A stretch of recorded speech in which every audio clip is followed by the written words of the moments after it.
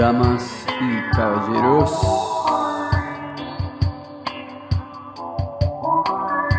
bienvenidos a la civilización desconocida.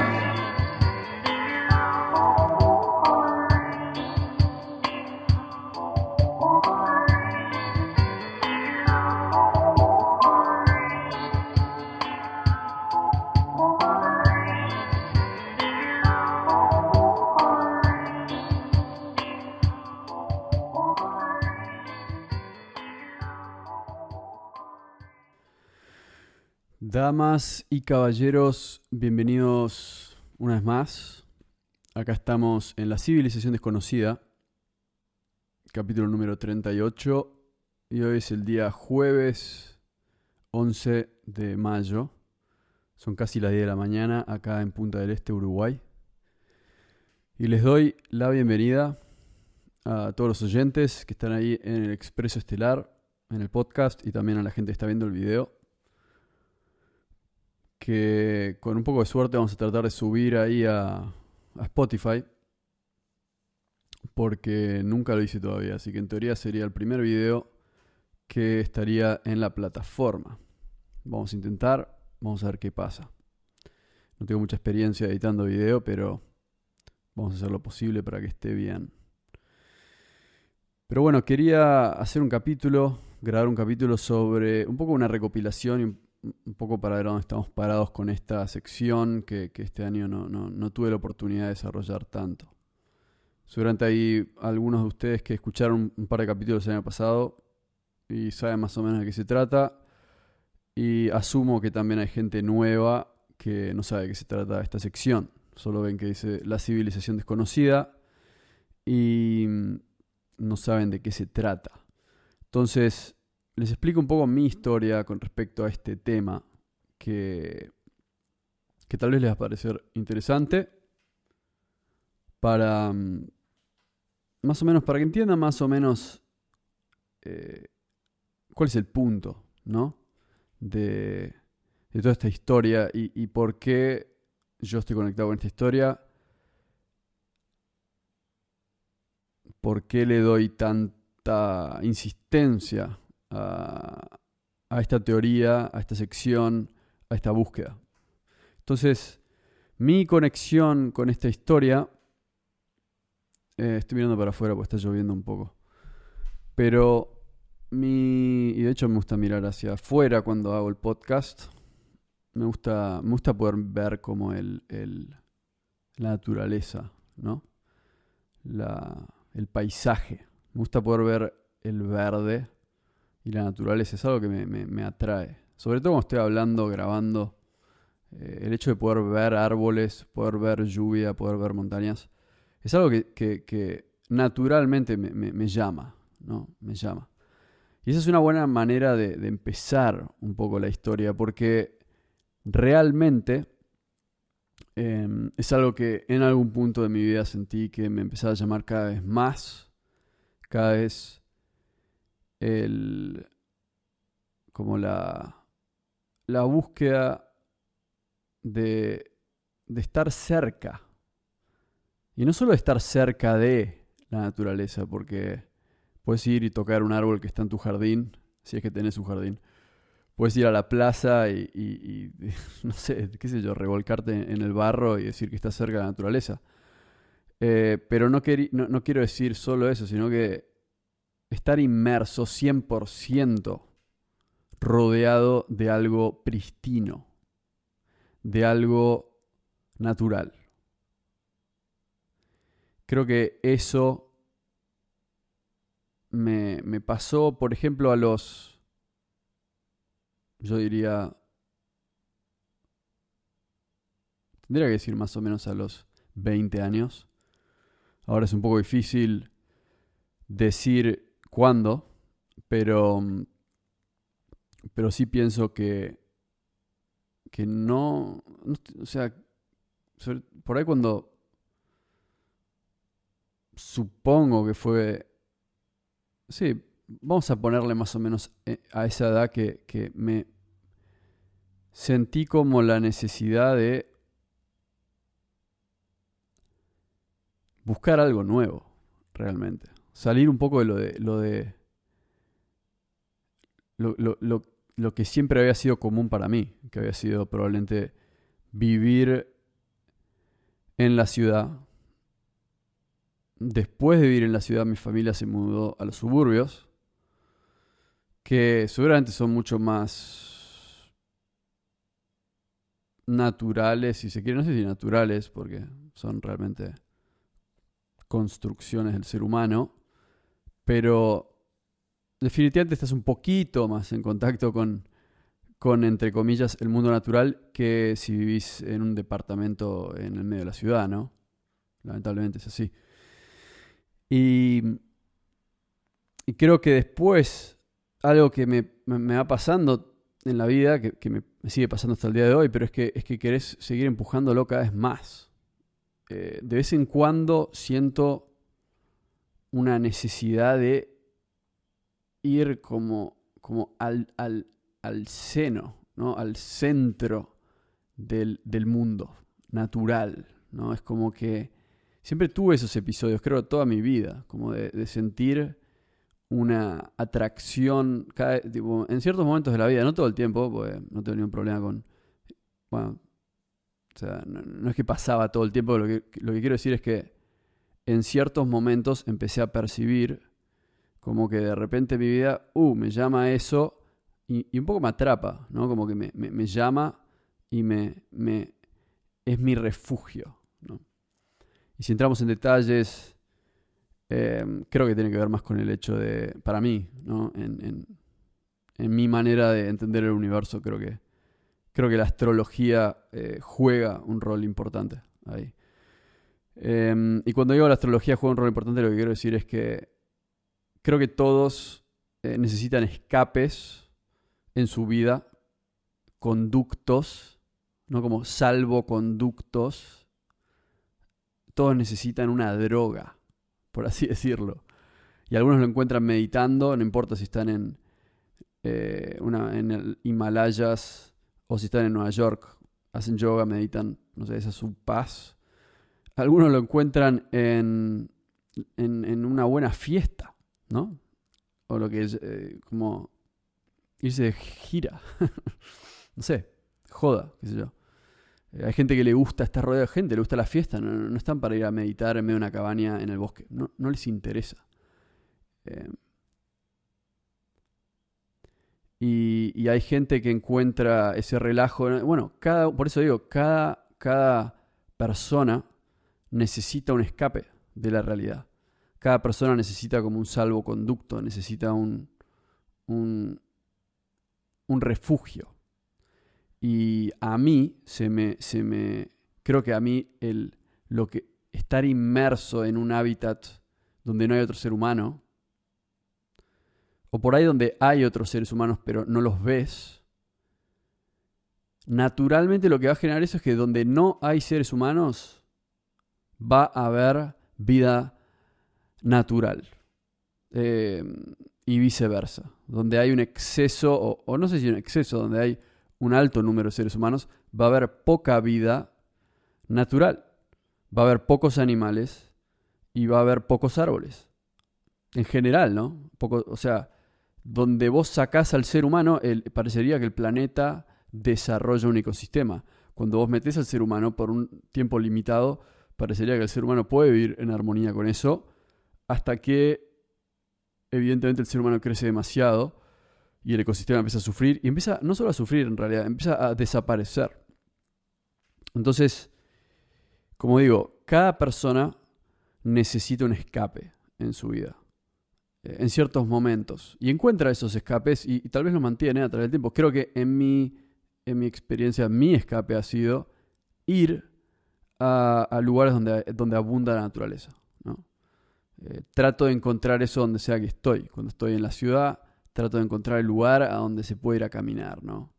Y estar fuera del mundo humano por un tiempo. Entonces, eso es algo que me pasó a mí. Y en algún punto lo empecé a perseguir cada vez más. Entonces, a los 20 años me fui a vivir a Nueva Zelanda por un tiempo. En gran parte creo que porque en principio me fui de viaje a Nueva Zelanda, pero cuando llegué a Nueva Zelanda algo que noté es que es un país chico, son 2 islas y es fácil de recorrer. Es un país chico, pero al mismo tiempo, como no está tan poblado, es un país grande, ¿no? Quiere decir que hay mucha diversidad de fauna y flora y, ¿no?, mucha abundancia de lo que yo llamo el mundo natural, que en realidad lo que quiero decir es que está bastante conservado, como no es que vas manejando al norte y llegas a una isla, pero bueno, hay una isla, pero también una fábrica no, es como que está la isla, ¿no? Y, y por ende se preservan bastantes cosas, ¿no? Como animales y demás, pero no importa tanto ese lugar, porque no es que ese lugar hace la diferencia, o sea, en todo lado del mundo hay lugares que se preservan. Hay reservas y hay como Estados Unidos estará el Gran Canyon, ¿no? O los desiertos, o en Centroamérica estará la jungla, y en Brasil estará el Amazonas, y en el océano habrán ciertos lugares donde no hay tanta pesca y puedes bucear y ver un montón de cosas. Siguen existiendo, o sea, yo creo que la frase, ahora voy a tirar una frase ahí que acabo de leer en un libro, de hecho, acabo de leer literalmente. Hace un ratito estaba leyendo un libro, una novela que se llama 20.000 leguas de viaje submarino. Asumo que hay algunos de ustedes que la conocen, de Julio Verne. Y Julio Verne, en una de sus frases, dice, bueno, no sé, como que, no me acuerdo en qué momento están del libro, pero en un momento una de sus frases es que la fuerza creativa de la naturaleza sobrepasa por mucho a, a la fuerza destructiva del ser humano, ¿no? En realidad, al instinto destructivo del ser humano. Entonces, la fuerza de la naturaleza, la fuerza creativa del mundo, del planeta, sobrepasa el instinto destructivo del ser humano. Y por eso digo que existe toda esta idea de que vamos a matar al mundo y demás. Yo creo que no vamos a matar al mundo, lo vamos a matar mientras nosotros estemos acá. Pero en realidad pienso que tendemos a creer, y esto ya es probablemente un tema para otro capítulo realmente, tengo un amigo que aparte labura en conservación y quiero hablarlo con él porque, porque es un tema muy de este momento, ¿no? El tema de la conservación. Y por más de que no lo crean, esto se relaciona con la civilización desconocida. Ahora van a ver cómo. Pero el tema de la conservación es súper importante. Y creo que es muy importante porque tendemos a pensar en una especie de blanco y negro. Que yo pienso que hay mucha gente que cree que realmente por no usar autos eléctricos el mundo va a explotar. Yo creo que eso es eso para mí no tiene sentido. El hecho de que nosotros vamos a destruir el planeta. Yo no creo que vamos a destruir el planeta.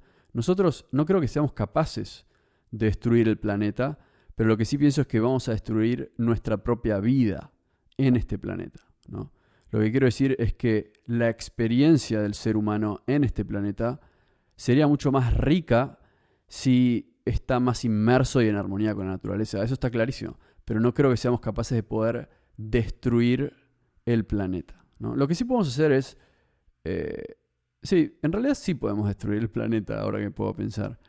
Em, pero sí pienso que si nosotros destruimos el planeta, en términos no tanto de destrucción, sino de que secamos, eh, como que, ¿qué pasa si el planeta se convierte en una especie de desierto y nosotros nos extinguimos? Porque nosotros nos vamos a extinguir antes que el planeta, eso es lo que yo pienso.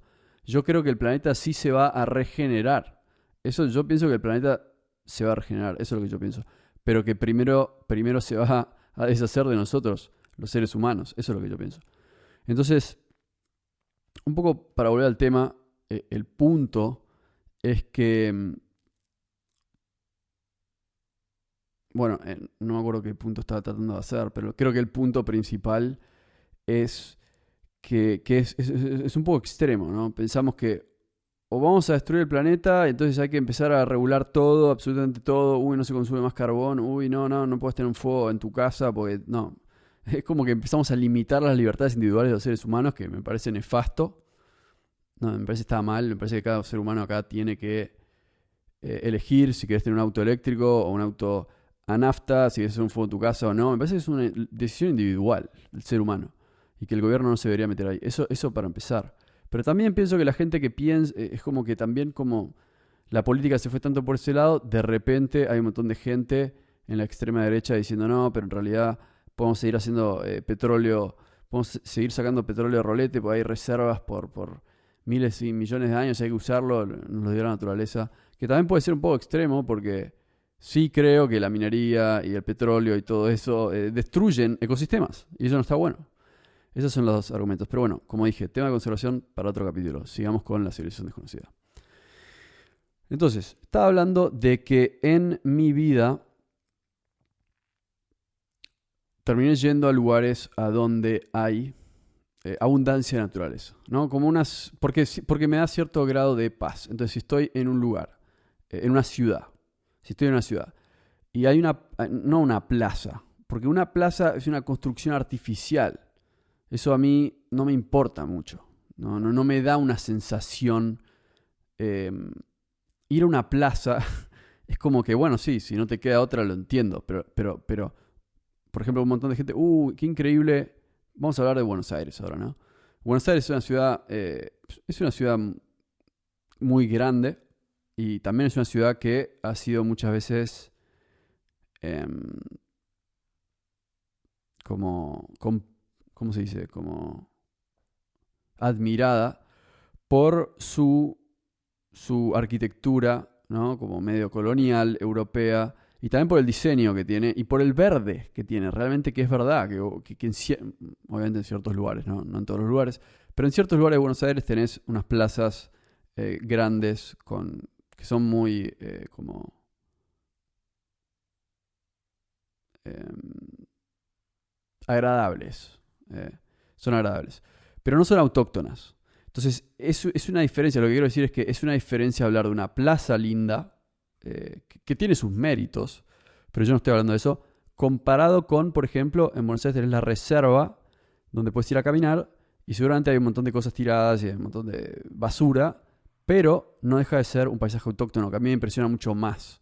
Porque a mí lo que me impresiona no es, una plaza todo verde, no, eso no me impresiona como un jardín, ¿no? Como estos jardines que hay en mega mansiones con tremendo jardín. Eso a mí no me impresiona porque es una construcción artificial.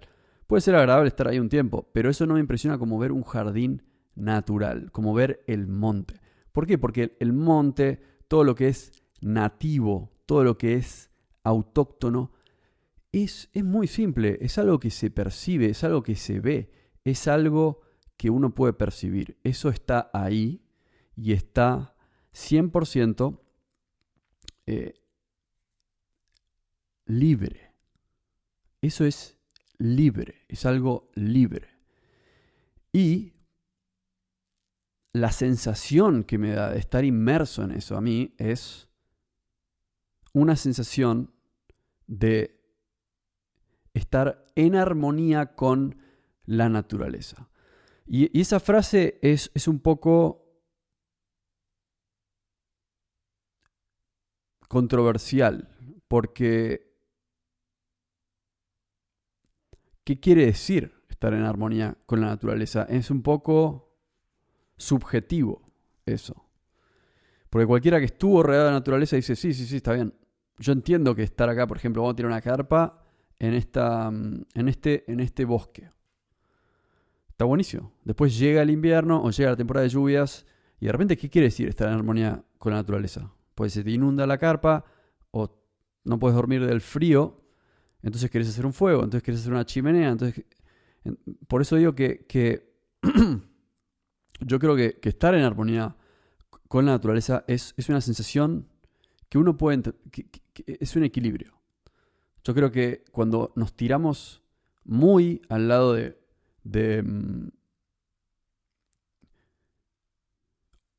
A ver, lo que quiero decir acá es que también los avances tecnológicos del ser humano también tienen un fundamento, no es blanco y negro. No es blanco y negro. Entonces,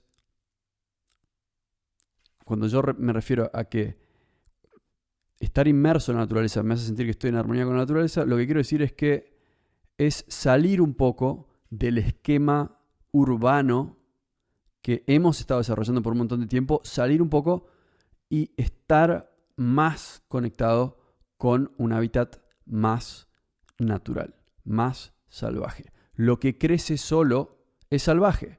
Y obviamente lo salvaje nos puede matar, ¿no? Pero obviamente hay algo puro en eso. En cambio, si vamos a lo que es lo urbano, la ciudad, la civilización de hoy en día, no hay nada salvaje ahí. No hay nada salvaje, todo es doméstico, todo es artificial, todo está limitado, todo está regulado. Entonces, es el otro extremo, ¿no?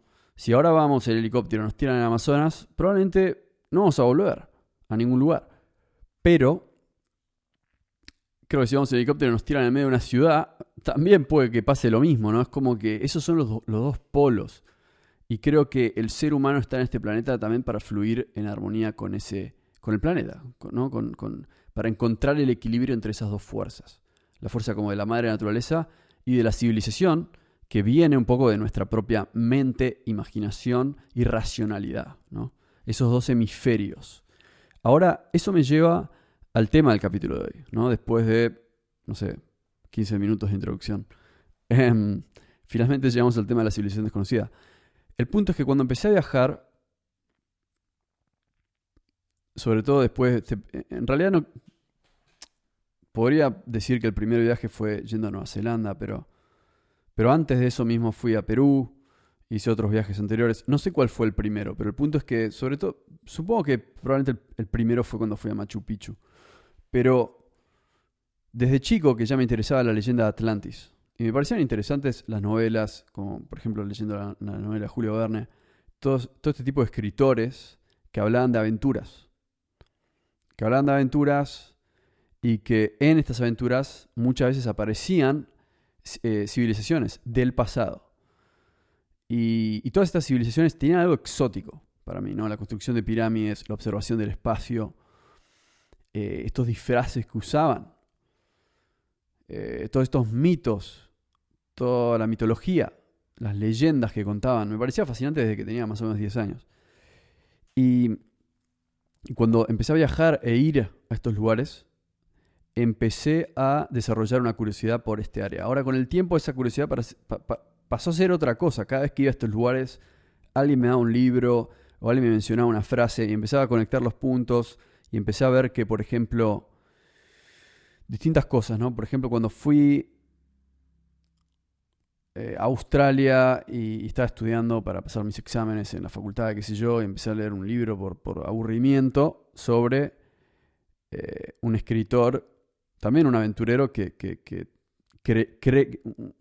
como uno de estos, uno de los núcleos intelectuales de esta, bueno, de la teoría de la civilización desconocida, aunque esta persona particularmente también está muy interesada en el tema de la tecnología y cree que las civilizaciones del pasado estaban en contacto con extraterrestres o con una civilización avanzada de otro planeta. Pero eso es un tema aparte. Para mí lo más interesante fue empezar a viajar y ver las estructuras. Y empezar a ver los lugares. Y cuando vos llegas a Machu Picchu y ves que es una ciudad que está realmente construida en un pico montañoso, es raro, es muy difícil diferenciar entre cuál es la montaña y cuál es la ciudad, ¿no? Y de la misma manera cuando vamos, por ejemplo, yendo a lo que es el mundo maya, ¿no? A la península de Yucatán, y llegas a Chichén Itzá y decís, ¿dónde empieza la selva y dónde empieza la ciudad, ¿no? Hay algo extraño de todo eso, hay algo raro. A mí lo que más sentí es que cuando yo leo la historia ya puede ser de los incas o de los mayas o de estas civilizaciones del pasado, muchas veces veo o me sorprende lo inmerso que estaban en la naturaleza. A pesar de que obviamente trabajaban la naturaleza, eran agricultores y ganaderos y cazadores y también recolectores, pero tenían una civilización. No eran exclusivamente tipos bandas nómades que se movían para nada, sino que desarrollaron una civilización súper avanzada. Algo muy interesante que empecé a ver cuando empecé a viajar a estos lugares, de vuelta, lo primero que me atrajo a estos lugares fue que por alguna razón todos estos lugares, si no tuviesen una civilización o ruinas interesantes dando vueltas, tal vez también irías, porque tienen una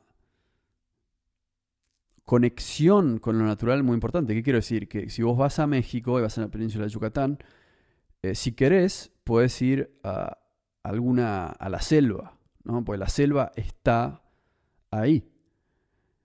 Entonces, hay una combinación de factores, ¿no? Tenemos las ruinas y tenemos la selva. Si vos vas a Machu Picchu, tenés Machu Picchu y Cusco, pero también tenés la selva y también tenés la montaña. Entonces, de vuelta, otros restos de civilización del pasado que están rodeados por naturaleza. Pasaría lo mismo si vamos a, no sé, a las ruinas de Namadol en Micronesia.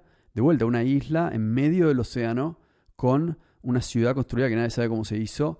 Lo mismo Egipto con el desierto. Digamos, todos estos lugares tienen una cuota de misterio, mística y abundancia natural. Entonces, lo que me pasó fue que lo que me atrajo primero fue mi conexión con la naturaleza. Y cuando iba a estos lugares, sí, vamos a Perú, total, vi las fotos y está buenísimo, vamos. Y de repente, bueno, vamos a Machu Picchu, dale, vamos a Machu Picchu. Uy, mira lo que es Machu Picchu, impresionante. Me pregunto qué hacían estos tipos. Bueno, vamos a México, bueno, vamos a la selva. Y de repente, te encontrás con unas ruinas y dices, bueno, vamos un rato a las ruinas. Y después decís, ¿quién construyó esto? ¿No? Entonces, eso fue lo que me llevó a mí a descubrir la teoría de la civilización desconocida, a descubrir, a ver cómo se empezaron a conectar los puntos, a leer distintos libros, que yo empecé diciendo, wow, esta es una teoría súper rebuscada, pero después empezar a decir, me parece que hay mucha evidencia para decir que existió una civilización avanzada que se murió, que se extinguió. Y yo creo que lo más importante que yo saco de ahí, lo más llamativo, ¿no? Lo más importante es que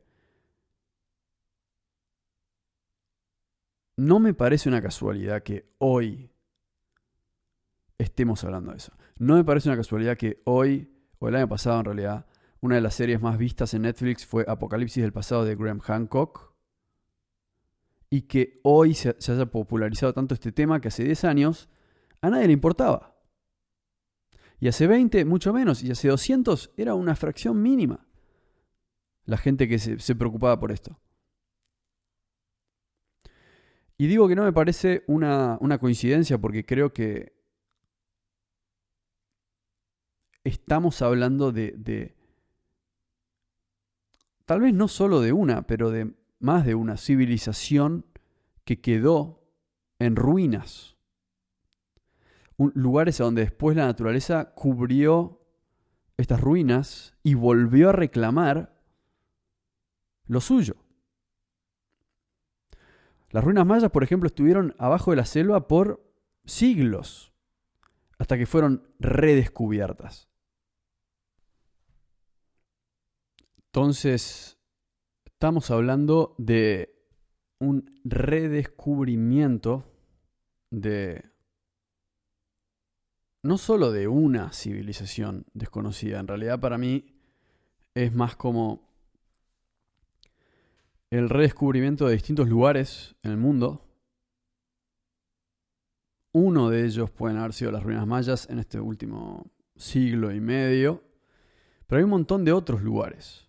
Entonces lo que está pasando ahora es un redescubrimiento de distintos lugares que indican que no solo existieron múltiples ciudades o civilizaciones desconocidas, sino que hasta empieza a haber evidencia de que estas ciudades se conectaban o se conectaron en algún tiempo. Ahora, como digo, no creo que sea una coincidencia que hoy en día este es un tema importante y que al mismo tiempo nosotros estemos observando signos de un potencial colapso en nuestra civilización. Entonces, como alguien que cree en una fuerza más grande que nosotros en el planeta, en el universo en realidad, sí pienso que hay un mensaje para el ser humano en esto. Hay un mensaje cuando vamos a las ruinas mayas, hay un mensaje cuando vamos a las pirámides de Egipto, hay un mensaje que es que estos seres humanos construyeron estas estructuras que han perdurado en el paso de los milenios y sin embargo la gente que construyó estas cosas ya no está más por distintas razones. Tal vez por el cambio cíclico del planeta, tal vez porque extinguieron los recursos naturales que les daban vida eventualmente. Pero más allá de por qué existió, o sea, por qué estas civilizaciones se extinguieron, en el fondo lo que a mí me pasó en mi vida es que todas estas, cada viaje que iba y escuchaba hablar de una historia así, al final me terminó llevando por una especie, por lo que yo llamo, ¿no? Como la madriguera, ¿no? Como en el túnel, en el fondo, en el túnel que me fue llevando a investigar cada vez más, llegando hasta la leyenda de Atlantis y un montón de otras historias y un montón de otros científicos, historiadores, escritores, artistas, gente que estaba interesada, que está interesada en esto, y finalmente llegué y dije, wow, no soy el único que empieza a sentir curiosidad cuando viaja a estos lugares o cuando escucha hablar de estas leyendas. Y gente que estaba mucho más avanzada que yo, que está mucho más avanzada que yo. Y hoy en día veo cómo se está popularizando esta idea. Y digo, qué interesante, porque hace 10 años que me interesa esto. Y recién ahora lo veo como siendo algo mainstream. Algo que me parece fascinante, obviamente. Y entonces, esa es la razón por la cual aproveché el año pasado y estoy aprovechando en este momento de poner este tema en un podcast, de hablarlo con la gente, de hablarlo con amigos, pero también tratar de llevarlo a un plano más serio, sofisticado, por así decirlo, y darle la validez a esta teoría que se merece. Así que así fue como se me fue dando a mí, personalmente, en la vida. Una conexión con lo natural y una pasión por viajar que me llevó a descubrir esta teoría de la civilización desconocida, cosa que ahora, cuando tengo tiempo y cuando puedo, lo traigo a la luz y lo grabo. Lo grabo en un episodio y trato de traer información. Entonces el capítulo de hoy fue para aquellas personas que todavía no estaban tan interiorizadas con esta teoría, pero también fue una oportunidad para empezar un poco el segundo año, ¿no? Porque la civilización desconocida ya tiene un año. Si no escucharon los capítulos, recomiendo que vayan a escucharlos. Y también que escuchen Mundo Maya, porque Mundo Maya es como una subsección de la civilización desconocida que habla de mi viaje por México, cosa que me dio un montón de información y que me ha llevado a formular también una teoría más, que es que para mí claramente, es algo que yo vi en las ruinas, el nivel de simbolismo que hay y el nivel de el arte que está grabado en las piedras, que está grabado en la arquitectura misma. Yo creo que el mundo maya está muy conectado tanto con Sudamérica como con Europa.